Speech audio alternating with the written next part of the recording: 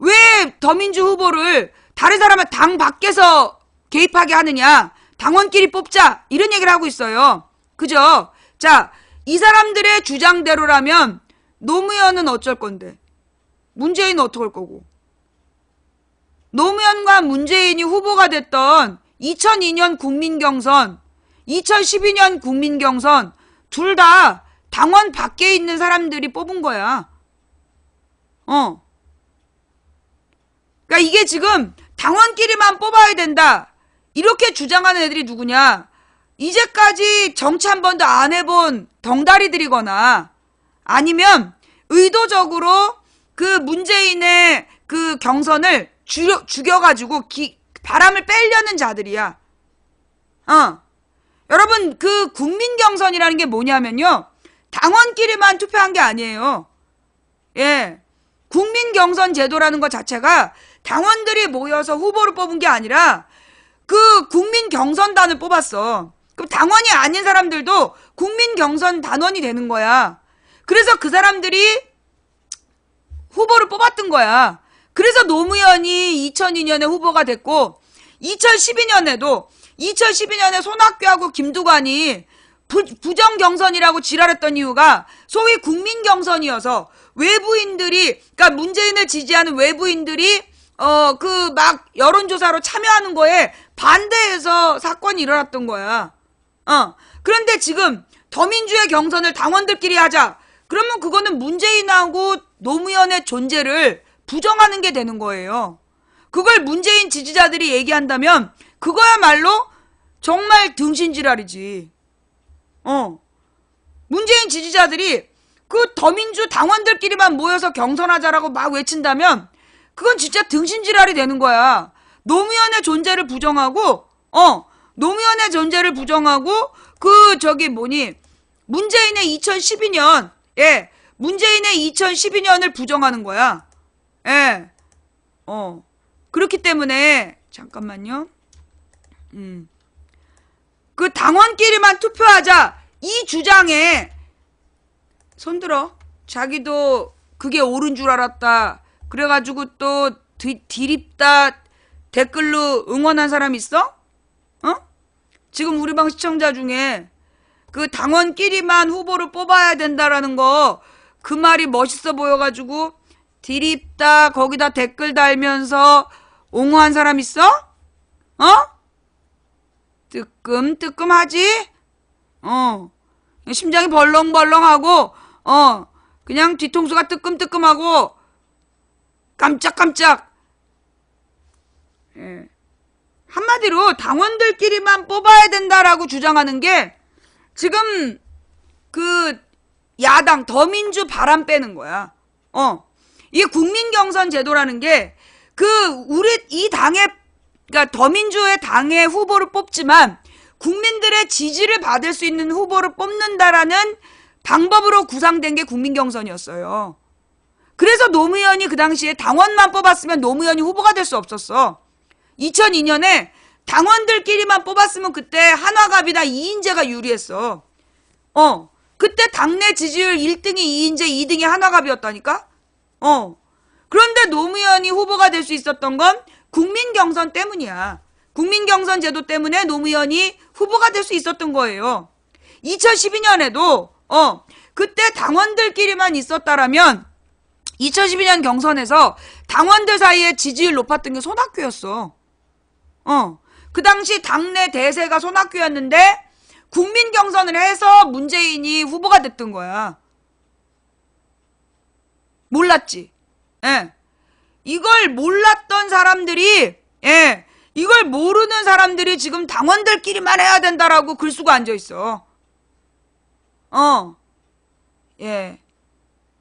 그러니까 이거 몰랐던 거. 그러니까 왜냐하면 이제 그동안의 정치에 대해서 전혀 모르다가 세월호 문제 이후에 관심 가진 분들은 그런 전반적인 과정을 몰라. 근데 문재인 지지자들 모임에 가서 몇몇 목소리 큰 애들이 분위기를 주도하면 우 덩달아서 가는 거야. 그래서 이런 문제가 생겨. 예. 그래서 그 덩다리가 되지 않도록 당원들끼리만 해야 된다 이런 얘기에 동의하시면 안 돼요. 당신의 주장대로라면 노무현은 2002년에 후보가 될 수 없었고 문재인도 후보가 될 수 없었다 라고 얘기하셔야 뭐 좀 아는 당원이 되는 거예요. 아시겠죠? 그 다음 두 번째, 지금 정체불명의 유튜브 무슨 방송 진행자가 그 사람 뭐 했던 사람인지 알아요? 어디서 태어나서 어떤 인생을 살았고 그 사람 과거에 뭐 했든지 알아? 잘 모르면서 그 정체불명의 유튜브 방송을 보고 나한테 질문하는 사람들, 그 사람들 내가 전부 다 블랙 걸 거야. 아니 그런 쓸데없는 사람 얘기를 왜 듣냐고. 그 말이 믿어지면 그 사람 것만 봐. 왜 그런 헛소리 듣고 나한테 질문을 하냐고. 여러분이 모르면 가만히 있으면 돼요. 그 쓸데없이 유튜브에서 무슨 방송하는 남자 얘기를 듣고 나한테 계속 쓸데없는 질문하는 사람들이 있어. 그러면서 이제 보니까 무슨 블로거하고 그 방송 있는 사람하고 이제 두 명이 뭔 주장을 하느냐. 박원순이 이명박 사람이다. 박원순이 이명박 사람이라서 박원순이 이명박 쪽이랑 손잡고 지금 문재인을 배신할지도 모른다 이런 개소리를 하고 있다는 거야. 그런 개소리가 믿어지면 그것들 방송만 봐. 그것들 글만 보고. 나한테 그런 개소리를 질문하지 말라고. 왜 몇 번씩 똑같은 얘기를 하게 만들어? 잘 들어요. 저 유튜브 방송 보면서 유튜브로 내 망치부연 방송 보면서 그 쓸데없는 유튜브 방송 하는 사람, 그 다음에 그 무슨 블로그 글 보고 나한테 이런 질문하는 사람은 다 차단할 거예요. 이게 내가 지금 이거 마지막으로 답변하고 그리고 차단할 거야. 질문하지 마. 그런 개소리만 듣고 싶으면 가서 개소리만 들어. 나한테 와서 사람의 소리를 듣고 싶어 하지 말고. 자, 기본적으로 박원순하고 이명박의 관계가 뭐냐 이게 궁금한 거잖아. 그지? 박원순하고 이명박의 관계가 궁금한 건데, 이 박원순이 내가 그랬잖아요. 노무현 정부 때 재벌들을 삥 뜯으러 다녔다. 재벌들이 그 창고에 계속 쌓아놓고 자기네들의 부만 축적하니까 걔네들더러 돈을 강제로 내려오는 거야. 그래서 그 돈을 기부받아서 아름다운 재단을 만들고, 그리고 차상위 계층에 대한 여러 다양한 그 지원 프로그램들을 만든 거예요. 그걸 하고 다니다가 포스코에 이사가 됐어. 이제 포스코가 왜 문제냐면, 그 포스코는 원래 권력이, 그 포스코 사장을 매번 권력자가 추천하게 돼 있어. 그래서 그 포스코의 사장이 항상 정권이 바뀌면 제일 먼저 치는 게 포스코야. 정권이 바뀔 때마다 치는 게 포스코고, 그래서 이 포스코의 그 운영이, 그러니까 그 사회 이사가, 그래서 그 포스코 운영이 공정한가 아닌가. 그러니까 김대중 노무현으로 민주정부가 10년이 유지되잖아. 그 김대중 노무현 10년 동안 민주정부가 운영이 되면서 소위 정권이 바뀌면 전 정권의 포스코를 치는데, 김대중 노무현 연관되는 정부였던 거야. 그러니까 이 포스코의 사회이사로 박원순이 들어가요. 박원순이 들어가서 그 박원순이 포스코 이사할 때 이명박을 만나든가 그래. 그때 포스코 이사라면서 박원순, 이명박, 안철수, 조정래 이런 사람들이 이제 친해지는 거야. 그렇게 알게 된 거예요. 그래가지고 이제 그 포스코 이사를 하면서 알게 됐는데, 그때 안철수의 길과 박원순의 길이 전혀 달랐어. 안철수는 아무런 포스코에 대한 감시 활동을 한 게 없고 실적이 없고, 박원순은 포스코의 제대로 된 운영을 위해서 칼같이 감시 활동을 했던 거야. 그 차이에 대해서 그때 박원순 선거 때 나왔던 기록이 있으니까 한번 찾아봐. 그래서 포스코 이사로 그때 이제 이명박을 알게 되고, 포스코 이사 시절에, 그러면서 이제 이명박이 자기가 서울시장을 하면서 지가 대통령이 돼야 되잖아. 이제 대통령 출마를 하면서 박원순네 아름다운 재단에 이명박이 자기 서울시장 월급을 다 기부를 했어. 이명박과 박원순의 관계가 그렇게 알려진 거야. 이명박이 대통령이 되고 싶어서 자기가 아름다운 재단에 서울시장 월급 전액을 기부한다라는 걸 공고를 했고, 예, 이거 몰랐지? 그래서 서울시장의 월급을 아름다운 재단에 다 기부를 했던 거야. 그게 지가 대통령 되려는 일종의 이미지 전술이었다고. 그때 아름다운 재단을 이용했던 거예요. 근데 박 시장은 아름다운 재단으로 뭐 기부하면 고맙다 받아가지고 차상위 계층을 위한 프로그램을 굴리는 게 목적이었기 때문에 청소년 지원 프로그램들을 그래서 돈을 받았던 거야. 근데 그걸 가지고 박원순이 이명박 사람이다. 아니 그때 박원순이 기부받은 게 얼마나 많은데 그럼 박원순은 막 몸을 천갈래 만갈래 찢어갖고 모든 재벌의 사람이야? 박원순한테 기부한 게 한두 명이었겠냐고. 그리고 이명박이 기부해봤자 걔가 1년 뭐 그 4년 내리 서울시장 월급을 전액을 내봤자 그거 4, 5억밖에 안 돼. 서울시장 월급 다 내봤자 4, 5억밖에 안 된다고. 아름다운 재단에 수십억씩 재벌들이 기부했어. 그 수십억씩 기부한 재벌들 사람한테도 꿈쩍 안 한 박원순이 그까지 4년 동안 4, 5억 기부한 이명박한테 껌뻑 죽겠냐고. 그게 말이 되냐고.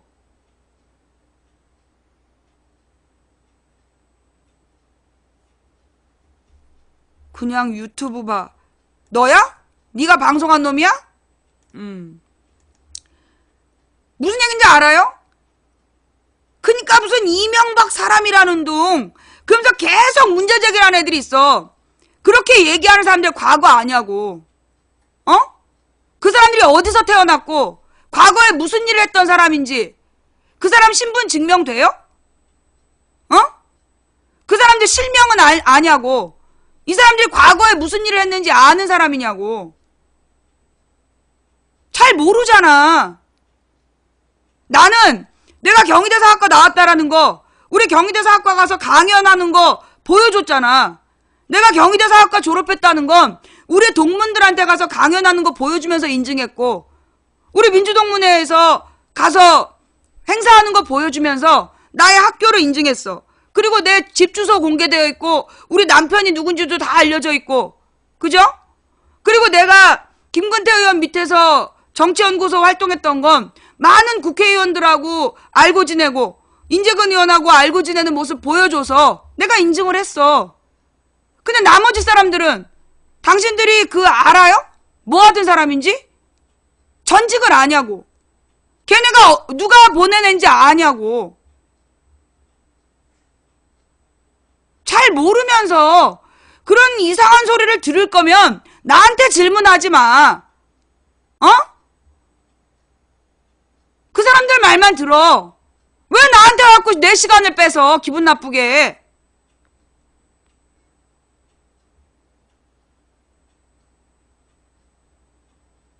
다시는 그 방송 보고 나한테 질문하지 말아요. 그런 개소리 질문 또 하면 난 무조건 난 답변 안 하고 차단할 거야.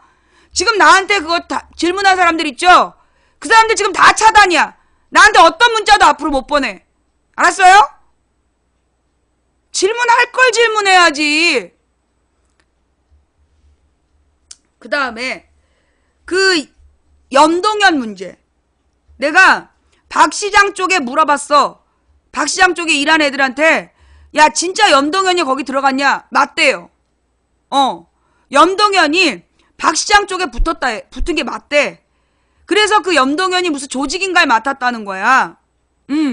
그거는 확실해. 그거는 사실로 팩트로 확인이 됐어. 그럼 거기에 대한 내 입장이 뭐냐? 박 시장이 실수한 거다. 나는 그 염동현이 박 시장한테 붙었다는 걸 보면서 그 사람이 누구냐 하면 염동현이 누구냐? 옛날에 그 김대중 대통령 밑에 있으면서 김대중 대통령 밑에 있다가 노무현 대통령을 적극적으로 도왔던 호남 인맥이야. 그 연청에서 그러니까 김대중 대통령을 돕는 청년 조직을 활동했던 사람이야. 염동현이란 사람이. 근데 이 사람이 그 노무현 정부 때 자기가 이제 호남에서 노무현 바람을 일으키는데 자기 나름대로 역할을 했다라고 본인은 생각해. 본인 생각하는데 이 사람이 당연히 자기를 청와대에서 써줄 줄 아는 거야, 노무현 정부에서. 근데 이 사람을 안 썼어. 왜 안 썼냐? 그때 당시에 내부적으로 검토했는데 좀 문제가 있었대. 그래서 이 사람을 쓰게 되면 뭔가 이제 그때 박근혜가 한나라당 대표할 때야. 그래갖고 온갖 청문회로 지랄 연병을 할 때였기 때문에 그 염동연이라는 사람을 노무현 대통령이 쓸 수가 없었던 거야. 그래서 이 사람을 안 쓰고 다른 호남 사람들을 데려다 쓴 거야. 그런데 이 염동연이 노무현이 호남을 소외시켰다.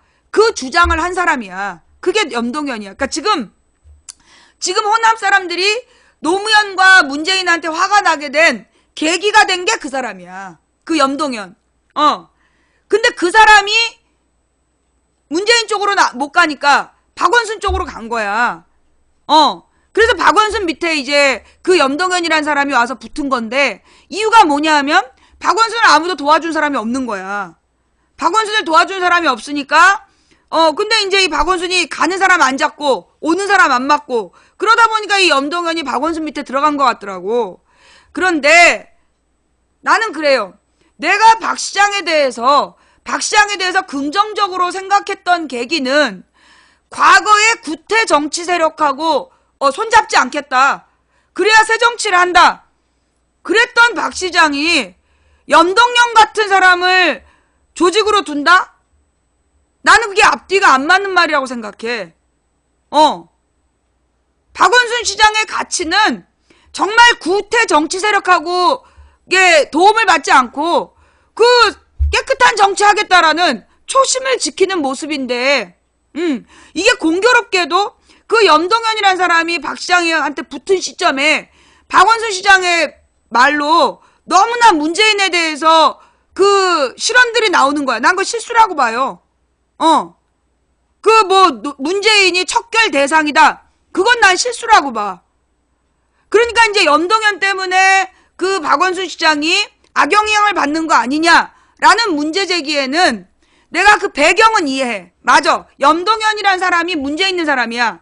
그 사람이 박원순 시장한테 갔다는 건 나는 박 시장한테 박 시장이 그 사람을 그렇게 크게 들었으면 안 된다. 뭐 듣든지 말든지 내 조언은 그거야. 염동연 같은 사람한테 그렇게 조직을 맡기거나 그럼 난 안 된다고 봐요. 자, 그러면 박원순 시장이 문재인에 대한 비판, 그 부분에 대한 내 생각을 얘기할게. 먼저 박원순 시장이 이야기한 문재인이 척결 대상이지 척결 주체가 될 수 없다. 나는 그 말은 실수라고 봐요. 박원순 시장이 문재인이 척결 대상이다 라고 표현한 말은 나는 실수라고 본다고. 그 문재인이란 표현은 박 시장이 문재인 개인을 이야기한 게 아니라 그러니까 문재인의 밑에 있는 사람들, 소위 당내 패권주의를 그러니까 만들었던 사람들, 그들을 지칭한 건데 말이 문재인으로 난 잘못 나간 거라고 봐.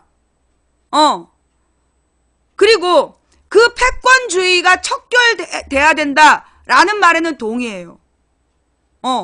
그러니까 문재인 밑에 있는 패권주의자들이 척결 대상이다라고 얘기가 나갔어야 됐는데 문재인이 척결 대상이다라고 표현이 나간 거는 나는 그거 실언이라고 봐. 그러니까 패권주의를 척결해야 된다. 그 말을 나는 했다고 봐요. 근데 이제 뭐라 그러나 말하는 기술이 떨어지다 보니까 그런 오해를 불러일으킨 것 같고 그 오해를 신났다고 언론인들이 써대면서 이간질을 시켰던 것 같아. 그래서 실수한 건 맞다. 나는 실수라고 본다. 그 말이 문재인이 척결 대상이다라는 표현은 분명히 실수한 표현이다. 그러나 내용은 맞다. 문재인이 아니라 문재인을 만들고 있는 지금 그 패권주의자들은 척결 대상이다라는 말은 맞다. 나는 그 문제의식은 인정돼야 된다고 봐요.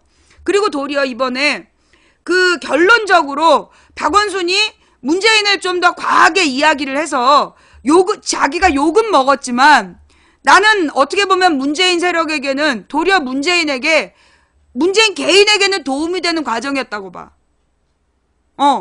나는 이 과정이 박원순이 욕은 먹었지만 문재인에게는 만일에 문재인에게 문재인이 후보가 될 때를 대비하면 나는 결론적으로는 도움됐다고 봐요. 왜냐? 문재인의 패권주의를 지적해서 그렇잖아. 막 이재명이 그렇게 얘기하면 그렇게 별로 영향력이 없어. 이재명이 문재인의 패권주의 얘기했으면 사람들이 별로 신경 안 써. 근데 박원순 입에서 나갔기 때문에 사람들이 너도 나도 뭐지? 그리고 봤다는 거야. 그래서 결론은 문재인 밑에 있는 이 패권주의 세력에 대해서 경고가 들어간 거야. 강력한 경고가. 그래서 나는 결론적으로 박원순이 똥바가지는 뒤집어 썼지만 말하건 건 잘한 거다. 난 그렇게 봐. 지금 판을 볼 때 이대로 문재인이 그냥 대세론으로 굳어지게 되면 문재인이 대통령이 될 수가 없어. 후보는 돼도 대통령이 될 수 없다고. 후보가 된 다음부터 바로 깨질 거야. 근데 문제는 뭐냐? 옛날에 노무현 때는 후보가 8월인가 결정이 돼. 그리고 선거가 12월이었어. 그러니까 그동안에 찍고 발기고 복원할 수 있는 시간이 있었던 거야. 그런데 지금은 시간이 없어. 후보 되자마자 한 1, 2주일 안에 훅 가버리면, 그래서 중도 세력이 다 여행 가버리고 나면 선거에서 이길 수가 없는 거야. 지금은 굉장히 짧은 시간 안에 모든 일을 해야 되는 상황이야.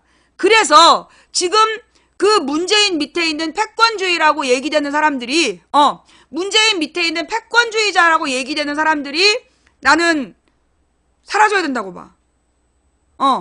이 사람들이 계속 옆에 있다 보면 문재인은 후보는 될지 몰라. 이 사람들이 막 다른 사람을 죽여가지고 후보를 만들 수 있어. 근데 후보가 되자마자 종편이나 진보 언론들이 불공정한 게임 룰로 된 사람, 그래버리면 한 큐에 가는 거야. 문재인이 꿈꾸는 나라는 처음부터 불공정한 나라인가? 뭐라 그럴 거야? 뭐라고 변명할 거야? 자, 지금 제 말이 이해가 어려우세요? 다시 한번 얘기할게요. 박원순이 문재인이 척결 대상이다 라는 표현은 내가 볼 때 실수다. 너무 표현이 과했어. 그러나 박원순이 하고자 했던 이야기의 본질은, 내가 아는 박원순이라면 이건 문재인이 척결 대상이라는 얘기가 아니라 문재인이란 한 개인은 개인이 아니다. 그와 함께하는 정치 세력을 얘기하는 거고, 그 정치 세력이 패권주의로 보이고 있다. 그 패권주의를 척결하지 않으면 정권 교체 못한다. 그 말이야. 참여정부의 과오를 얘기하는 것도 그 부분이야. 소위 노무현 정부 때 노무현을 고립시켜 죽였던 사람들, 그게 그 패권주의자들이야. 무슨 얘기인지 알겠어요? 노무현을 죽인 사람들이 그 패권주의자들이야. 그 사람들이 다 지네가 잘났답시고 아무나 죽이고 다니고, 어디 가면 네가 노무현한테 한마디 해 이러면서 지랄 연명을 떠니까 사람들이 전부 다 노무현한테 등 돌렸어. 그래서 노무현이 철저히 고립돼서 죽어간 거야. 근데 지금 문재인 밑에 있는 사람들이 그 패권주의적 자세를 그대로 가지고 있다는 거야. 이게 결국은 노무현을 죽여간다는 거야. 아니, 문재인을 고립시키고 문재인의 가치를 상쇄시키고 떨어뜨려버리고 구정물로 덧치우고 있는 그런 모습이 아니냐. 그러면 결론은 나중에 지금 이 분위기에서 문재인이 후보가 되더라도 일제히 다 욕을 해버리면, 한마디로 이 패권주의자들이 경선 과정에서 지금의 박원순 시장 욕하듯이, 지금 문재인 지지자들이라는 이름으로 박원순을 욕하는 것처럼 그렇게 극악무도한 욕설로 다른 후보를 죽였다. 그러면 박원순 지지했던 사람들이 문재인 찍겠어? 생각을 잘해봐. 박원순 지지했던 사람들이 문재인 찍겠냐고. 안 찍어. 중도 세력이 문재인 찍겠어? 야, 저것들 너무 더럽다. 어떻게 자기네 같은 야당끼리 저렇게 지랄을 하냐? 안 찍어. 무슨 얘기인지 알겠지? 그래서 지금 문재인을 둘러싸고 있는 이 패권주의를 깨야 되는 거야. 정말로 문재인을 아낀다면 문재인의 이 패권주의를 깨야 되고, 그 다음에 더민주 안에서 당원들끼리 투표해서 문재인을 안정적으로 후보를 만들자는 자들을 찍어내야 된다고. 걔네들을 깨내지 못하면 문재인이 후보는 돼도 대통령은 못 돼. 그러면 정권 교체를 못한 책임을 누가 져? 문재인이 지게 돼. 밑에 있는 새끼들이 지네 자리, 지네 밥그릇 때문에 문재인을 팔아갖고 개지랄을 떨었는데 모든 책임은 문재인 노무현이 져야 되는 거야. 내가 줄기차게 2014년부터 하는 얘기잖아. 어? 내가 줄기차게 얘기를 하는데 나더러 또 망상병에 빠진 년이라는 둥. 걔 지랄을 또 하겠지. 그래서 지금 상황은 박 시장이 과한 표현을 써서 그게 의도한 건 아니라고 봐. 그렇게 뭐 일부러 과한 표현을 할 정도가 아니라 실언이었다고 봐. 실언이었지만 결론은 나는 문재인에게 약이 됐다고 봐요.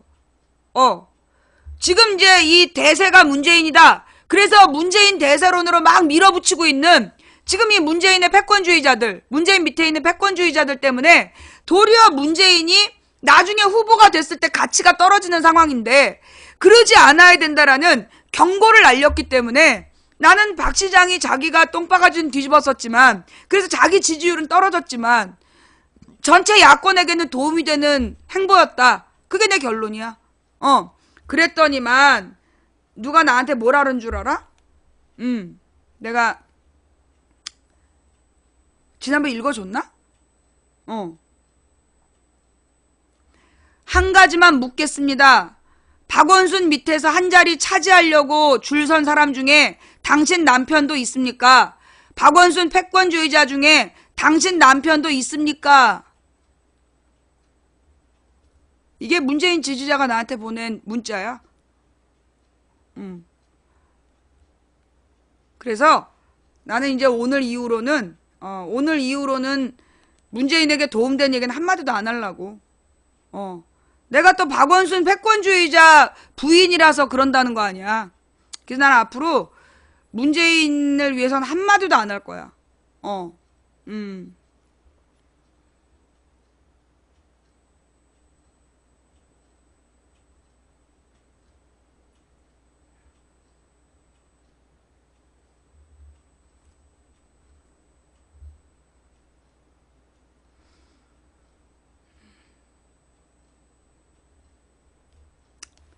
자, 국정원이라 그러지 마. 이 사람이 과거에 보낸 문자가 문재인 지지자 맞아.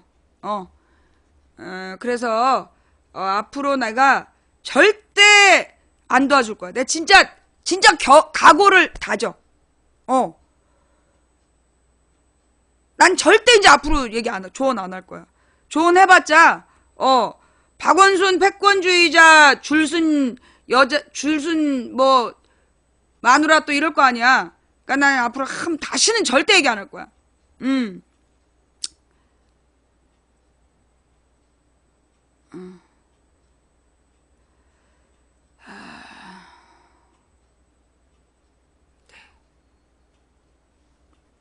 문자가 또 그 사이에 엄청 들어왔네.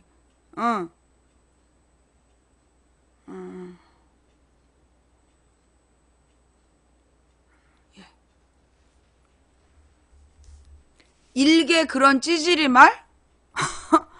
일개 그런 찌질이 말이라니. 내가 이런 문자 몇 번 받는 줄 알아요?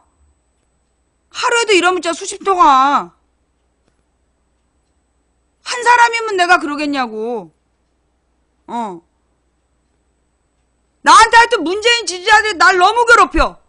그 무슨 정체불명의 유튜브 시청자 말을 듣고 나한테 박원순에 대해서 쌍욕 보낸 사람부터 해가지고 그래서 내가 대선 때까지 그냥 잠수를 타야 되나 그런 생각도 든다니까?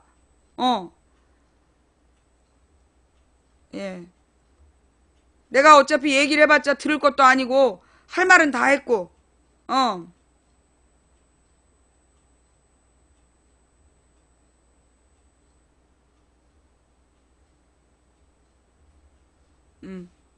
자, 하여간 내가 이런 미친놈들한테 늘 시달리고 있다는 거야.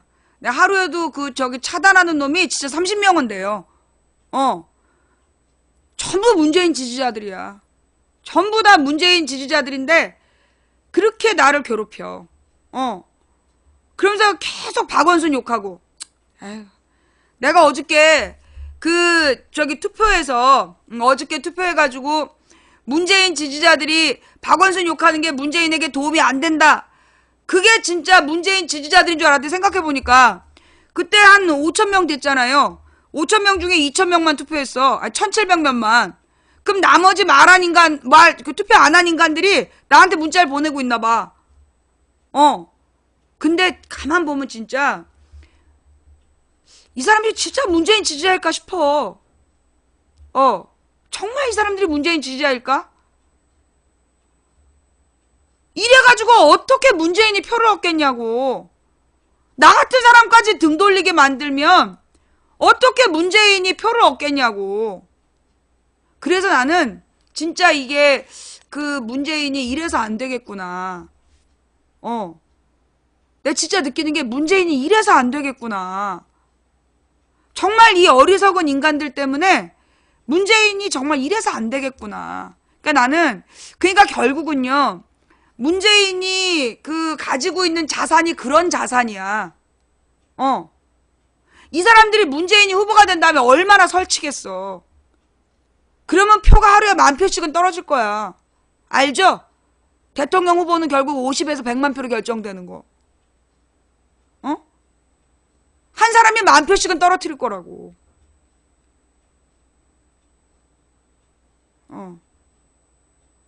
그러니까 정말 문재인이 모두 끌어안고 사퇴해야 되는 게 그 지지자들 때문에 벌어질 일일 것 같아. 지금 상황에서는요, 내가 솔직히 어제 우리 방송에서 투표하는 걸 보여줬잖아. 투표하는 걸 보여준 이유가 뭐야?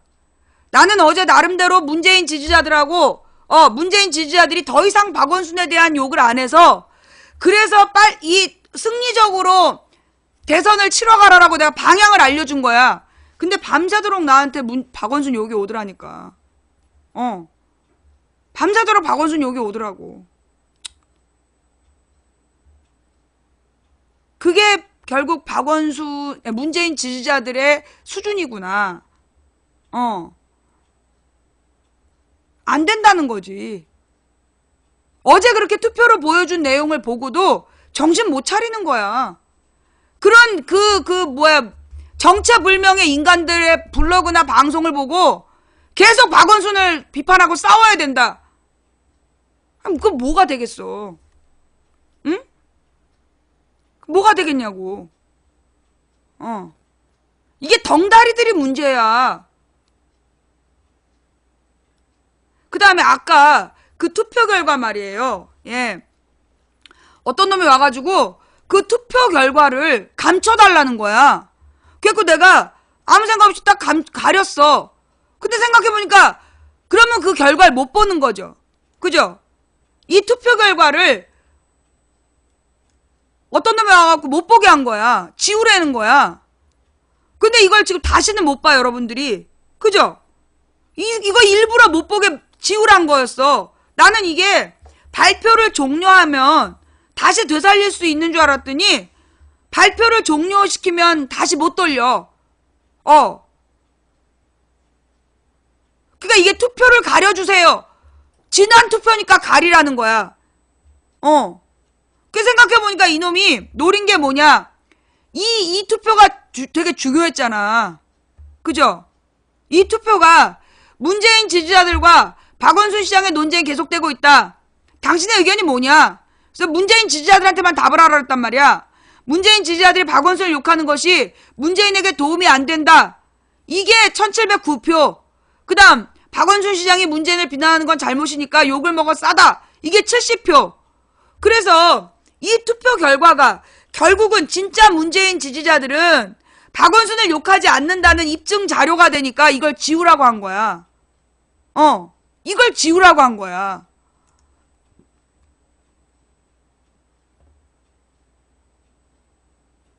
다시 투표를 할까? 예. 잠깐만요. 예. 그러면 이걸 이놈이 지우라고 그래가지고 내가 그 결과를 내렸는데 지금 3시 40분? 예.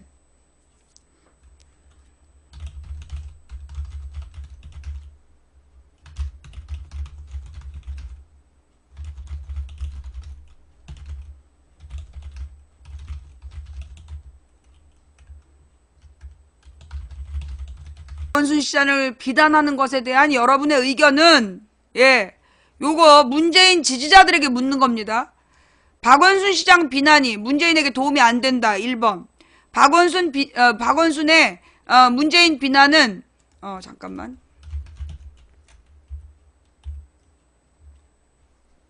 질문은 이렇게 나가요.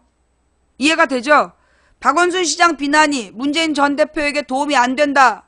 아니면 두 번째, 박원순 시장의 문재인 전 대표 비난은 욕먹어 마땅하다. 자, 이 투표 시작할게요. 예. 투표 시작됐어. 예. 자, 3분의 시간을 드릴게요. 예. 어쩌면, 어제보다 더 많은 사람이 투표에 참여해서 결과가 달라질 수도 있겠죠. 그죠? 예. 자, 이 투표를 하면서 불타는 10미닛을, 예. 자.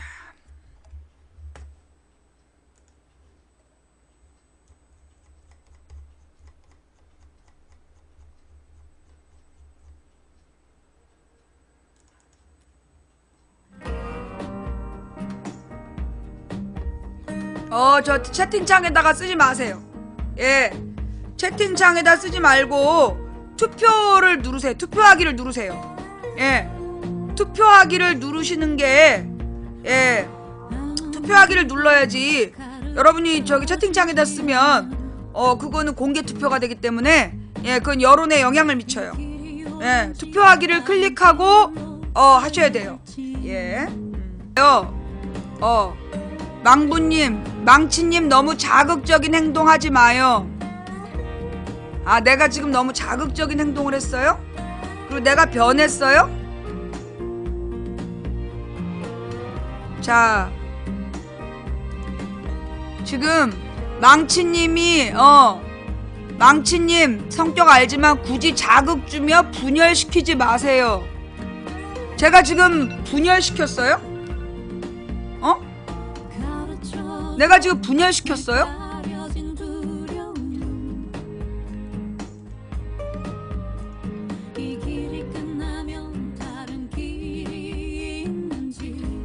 이게 지금 저 사람들 문재인 지지자 맞을까요? 저 사람들 조사 좀 해줘봐. 지금 나더러 내가 분열을 시켰다는 둥. 예. 이 사람들 저기 조사 좀 해줘봐요. 예.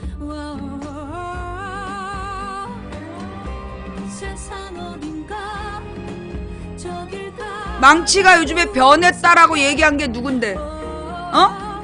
그게 누구야? 그런 방송을 왜 보냐고? 자, 약수한 제가 진짜 문재인 지지자인지요? 확인 좀 해보세요. 투표는 종료됐습니다. 예. 자.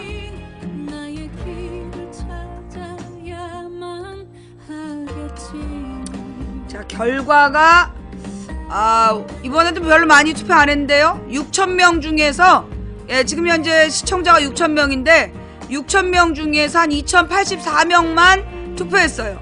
예. 2,084명만 투표했는데 결과가 어떻게 나왔을까요? 예. 어제가 1,800명, 오늘이 2,094명. 네, 약 한 300명 정도가 더 투표했는데 결과가 이렇게 나왔네요. 네. 프로테이지는 거의 비슷한 것 같아. 어저께 95.4%가 박원순 비난이 문재인 전 대표에게 도움이 안 된다 라고 나왔었어요. 예. 근데 거의 같은 프로테이지로 어저께는 한 4점 몇 프로가 박원순 시장이 문재인 전 대표 비난하는 거는 욕먹어 마땅하다 라는데 한 5% 정도? 예. 네. 그게 이제 결국은 박원순 지지자, 그러니까 문재인 지지자의 95%는, 문재인 지지자들의 95%는,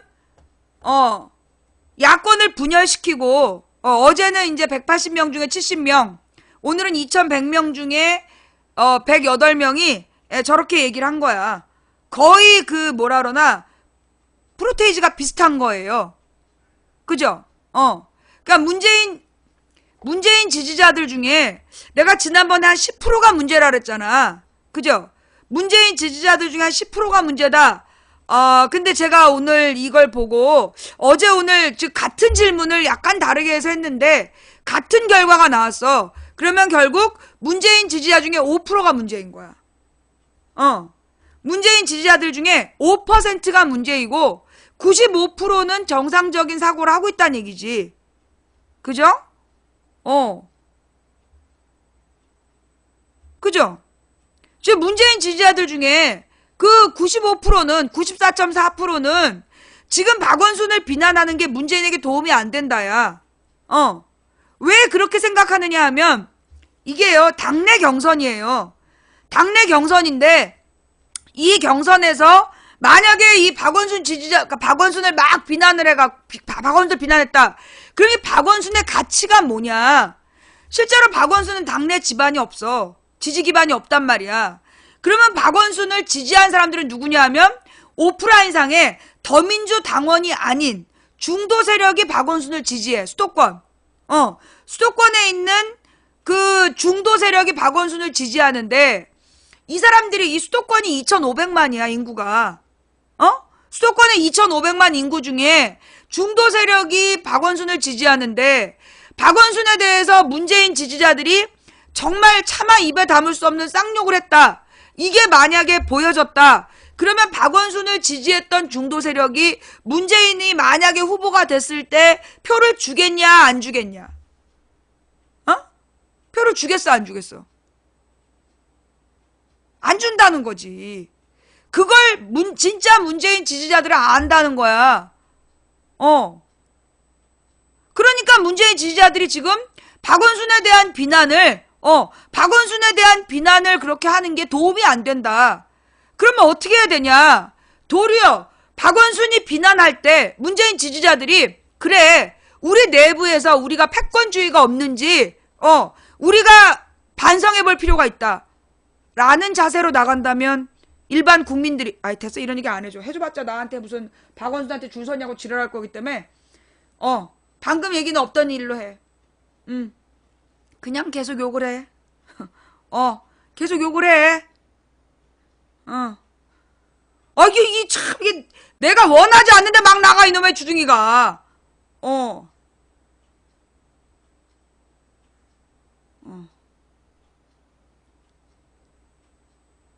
문재인은 지금 실질적 대세야. 실질적 대세인 문재인이 자기에 대한 비난에 대해서 겸허히 수용하는 모습을 보여. 그리고 문재인 지지자들이 막 자기 반성을 하는 모습이 보여. 그러면 바깥에 있는 사람들이, 다른 후보 지지하던 사람들이 어떤 마음이 들겠어? 갈등하겠지. 그게 인지상정이야. 정말로 힘이 있고 정말로 잘 나가는 가장 막강한 사람이 겸손할 때 그것보다 더 매력적인 모습이 어딨냐고.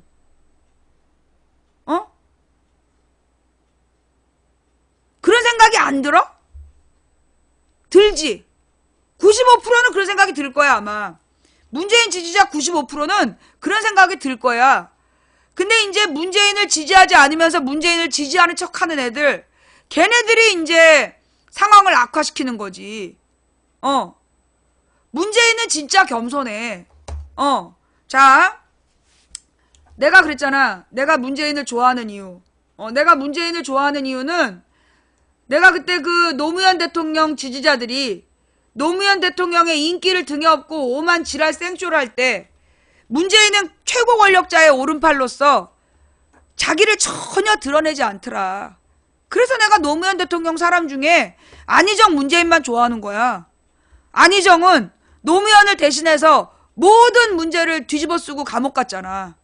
안희정이 그 노무현 대통령의 그 대선 자금으로 그러니까 조중동이 그 당시에 지랄 연병을 할 때 모든 건 내 잘못이다. 후보는 몰랐다.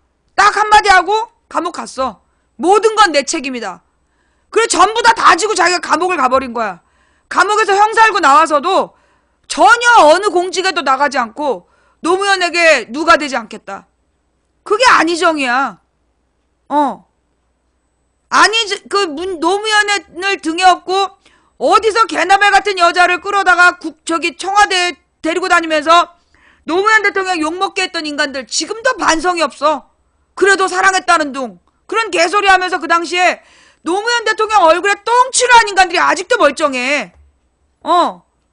걔네들은 아직도 멀쩡해. 그런데 문재인이나 안희정은 정말 노무현을 위해 일했지만 절대 자기를 드러내지 않고 자기네들이 모든 걸 뒤집어 쓰고 들어가려고 했었던 사람들이야. 걔네가 딱 둘만 인정해. 내가 노무현 사람 중에 그냥 딱 둘만 인정하는 이유가 그거야. 안희정 앞에서 친노파리 하지 마라. 저런 표현도 안희정에게 도움 안 돼. 안희정 앞에서 친노파리 하지 마라. 안희정 지지자인 척 하는 거지, 너. 만약에 진짜 안희정 지지자면 그런 식으로 글 쓰지 마. 안지사한테 도움 안 돼. 자, 지금부터는요, 이게 박원순, 문재인, 안희정 지지자들이, 자, 여러분, 1월 말에 탄핵될 때를 대비해야 돼요. 1월 26일에, 2주 후에 탄핵이 된다면, 우린 준비되어 있습니까?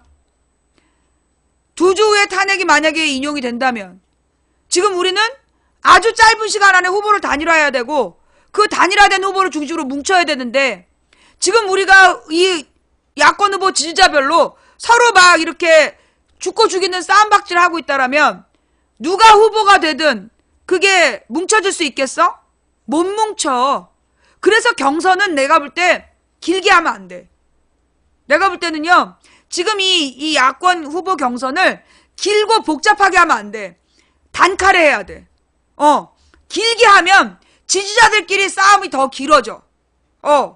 길게 하면 지지자들끼리 싸움이 길어지기 때문에 그 다음에 이제 지금 당원끼리만 하자. 그게 이 문재인 지지자들이 주장하는 거라면 내가 다시 한번 강조하는데 당원끼리만 하잖아? 그러면 문재인이 후보가 되는 거는 안정적으로 후보는 될 수 있는데 대통령은 못 된다. 내가 분명히 얘기했어. 당원끼리만 해야 된다. 자, 여기에 대해서 반론 있으면 한번 보내봐요. 예. 자, 일단 이제 지금 문재인 지지자들이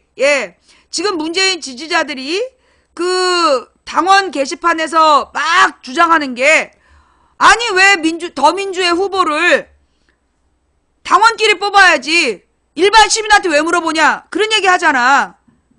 근데 그게 그 얘기는요, 결국은 뭐냐, 옛날에 2012년에 국민 경선해갖고 문재인 후보를 뽑았는데 그거 부정하는 거야. 2002년에 노무현도 국민 경선으로 후보가 됐어. 근데 그걸 부정하는 거야. 국민 경선이라는 게 뭐냐 하면 당원들하고 그 다음에 일반 여론조사하고 두 가지를 합쳐서 후보로 만드는 거야. 당원들의 의견도 들어가요. 당원들의 의견도 들어가는데 당원들 말고 일반 국민들의 여론도 반영을 하는 게 국민경선 제도의 취지야.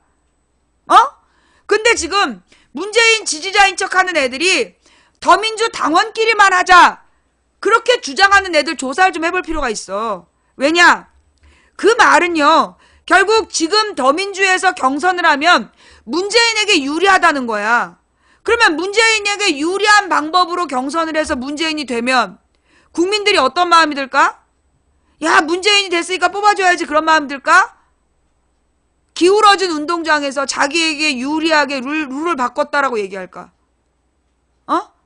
지금 내가 그랬잖아. 문재인이 지금 욕먹는 게, 지난번에 당대표 경선할 때도, 당대표 경선을 할 때도, 그 당대표 경선 맨 처음에 할 때는 가만히 있다가, 6일 전인가에 제도를 규칙을 바꿨어. 6일 전에. 그리고 6일 전에 바꾼 규칙으로 당대표가 됐어. 그걸로 지금까지 문재인이 욕먹고 있는 거야.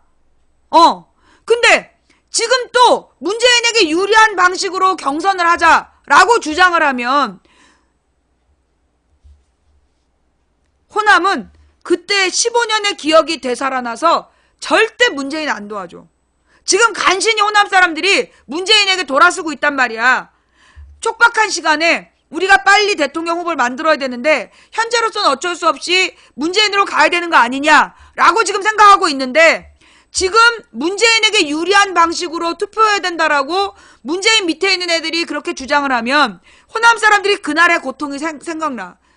그날의 기억이 되살아나면서 문재인에게 언제 투표를 안 하냐?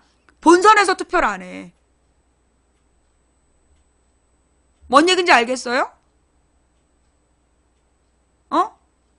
뭔 얘기인지 알겠어? 자, 제가 지금 잘못 알고 있는 거예요? 제가 지금 호남 분들의 정서를 오해하거나 제가 지금 현실을 잘못 알고 있는 거예요?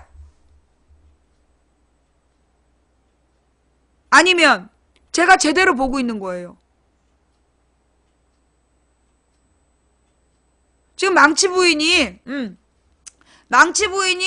지금 현상을 정확하게 보고 있다라고 생각하시는 분 손. 예.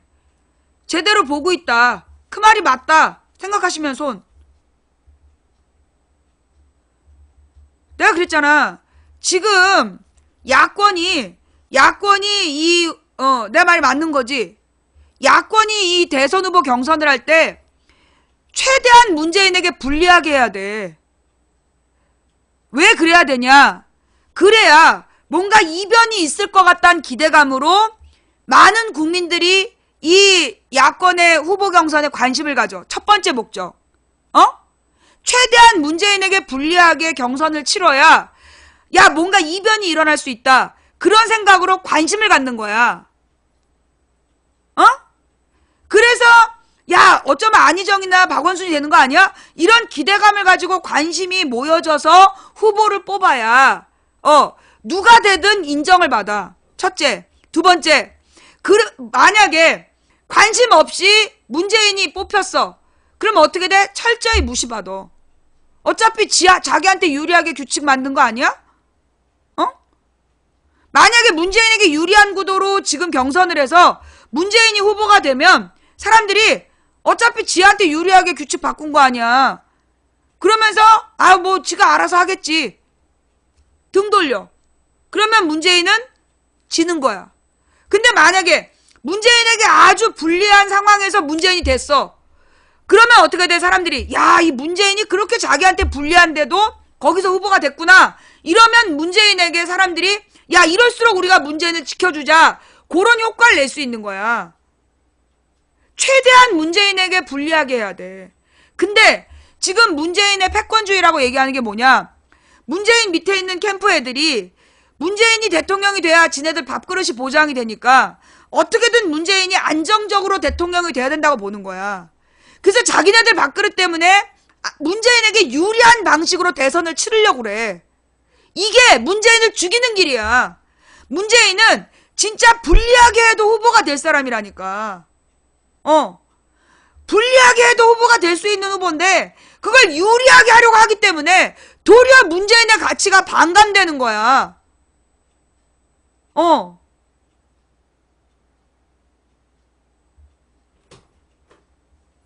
이러면 또 나한테 또 오늘 문자를 보내겠지. 네가 박원순한테 줄 쓴 놈의 부인이라서 그런다고. 네가 박원순한테 줄 쓴 놈의 부인이라 그런 주장한다고 지랄을 하겠지. 그런 애들이 있어. 한 5%. 예. 그러거나 말거나. 자, 이거 굉장히 중요한 얘기다. 네. 뭔가 이변이 일어날 것 같은 기대감을 줘야, 자, 지금부터 내가 생각하는 앞으로의 예측이야. 지금부터 이제 앞으로의 예측인데, 자, 지금 쟤네들이 1월 말에 탄핵설이 나오고 있어. 자, 3월 초에 탄핵설은 5월 초에 선거에서 야권 지지층이 다 놀러가게 하자는 거야. 선거에 관심을 끄게 하자는 거지. 왜냐? 자, 봐봐. 지금 이제 3월, 그러니까 지금 이 분위기에서 문재인 지지자들이 박원순 밟기가 계속돼. 자, 이런 상태에서 3월 초에 그 탄핵이 결정됐다. 그러면 수도권 중도 세력은 문재인에 대한 관심을 끄겠죠? 날아가는 거야. 자, 그러면 이제 1월 말에 탄핵설, 이건 뭐냐? 반기문이 들어오는 분위기에 맞추는 거야. 그래서 반기문을 막 띄우는 거야. 그래갖고 그냥 사정없이 모든 종편에서 오늘도 반기문 쪽에서 무슨 인터뷰했다고 생중계를 하더라니까? 여러분,